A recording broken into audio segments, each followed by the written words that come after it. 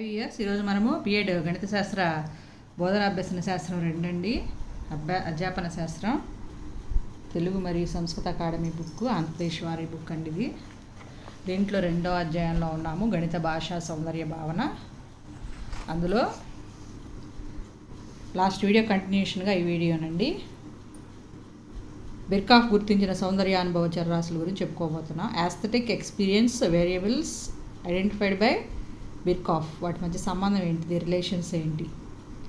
So George Davis బిర్కాఫ్ ఒక ప్రసిద్ధ గణిత శాస్త్రవేత్త. ఒక సందర్భంలో శాస్త్రీయ సంగీతం వింటూ ఉండగా సౌందర్య అవగాహన, యాస్థెటిక్ పర్సెప్షన్కు సంబంధించి నిర్మాణాత్మక అంశాల పట్ల అంటే స్ట్రక్చరల్ ఆస్పెక్ట్స్ పట్ల ఆసక్తి ఏర్పడి ఆ దిశగా ఆలోచించాడు.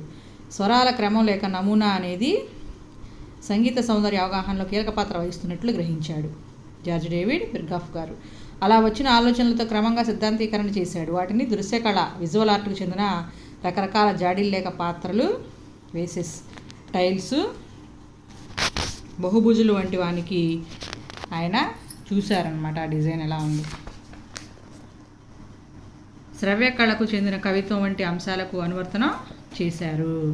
యాస్థెటిక్ మెజర్ 1933 అనే గ్రంథంలో ఈ అంశాలను వివరించారు బిర్కాఫ్ గారండి. చాలా ఇంపార్టెంట్ అండి.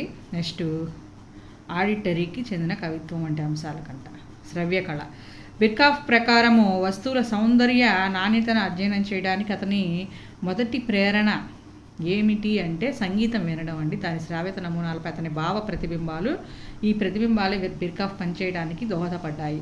ఆ పని సౌందర్య కొలత నిర్వహించే సాధారణ గణిత సూత్రం పరిధిలోకి కళ యొక్క ప్రాథమిక నీత పార్శ్వాన్ని తీసుకురావడంగా మొదలయ్యింది. సౌందర్య కొలత నిర్ణయించే ప్రాథమిక సమస్యకి గణిత సూత్రీకరణ, mathematical formulation of the fundamental ప్రాబ్లంకి ఇలా ప్రయత్నించారు. బిర్కాఫ్ సౌందర్య అనుభవము 3 ప్రాథమికమైన వరుస దశలుగా గుర్తించారు. అవేంటి ఒకసారి చూద్దామండి. శ్రద్ధ యొక్క ప్రాథమిక ప్రయత్నం, అది గ్రాహ్యతకు తప్పనిసరి. ఒక వస్తువులోని సంక్లిష్టత, కాంప్లెక్సిటీకు అనుగుణంగా శ్రద్ధ అనేది అనులోమానుపాతంలో ఉంటుంది. అంటే వస్తువులో సంక్లిష్ట పెరిగితే శ్రద్ధ కూడా పెరగాలి, అప్పుడే అవగాహన సాధ్యమవుతుంది. శ్రద్ధలో పెట్టి వినకపోతే పిల్లవాడికి, విద్యార్థికి ఏ విషయం కూడా అవగాహన అవ్వదు, అసాధ్యమవుతుంది. ఈ ప్రయత్నానికి అనగా వస్తువులోని సంక్లిష్టకు అనుగుణంగా తగిన శ్రద్ధ తీసుకోవడం. ప్రతిఫలము ఇచ్చే విలువ లేదా సౌందర్య కొలత యాస్థెటిక్ మెజర్ వస్తువు యొక్క నిర్దిష్ట సామరస్యం, సౌష్ఠవం లేదా క్రమం ద్వారా వర్గీకరించబడుట. అందువల్లనే సౌందర్య నాణ్యత అనేది గ్రహించడానికి అవసరమైన శ్రద్ధకు సంబంధించిందై ఉంది. వస్తువు పూర్తిగా వస్తు క్రమం అనే భావంతో ప్రతి సమతుల్యం, కౌంటర్ బ్యాలెన్స్డ్గా ఉంటుంది.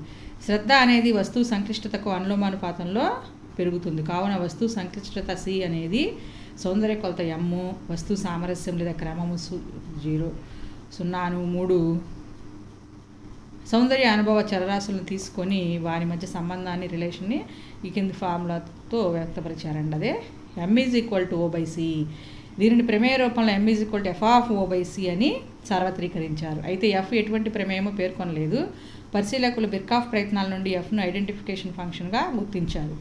M వ్యాప్తిలో అకర్ణీ సంఖ్యలు ఉంటాయని చర్చించారు. సూత్రాన్ని పరిశీలించినప్పుడు క్రమత్వంపై అధిక సౌందర్య విలువను, సంక్లిష్టతపై అల్ప సౌందర్య విలువను ఉంచినట్లు తెలుస్తుంది.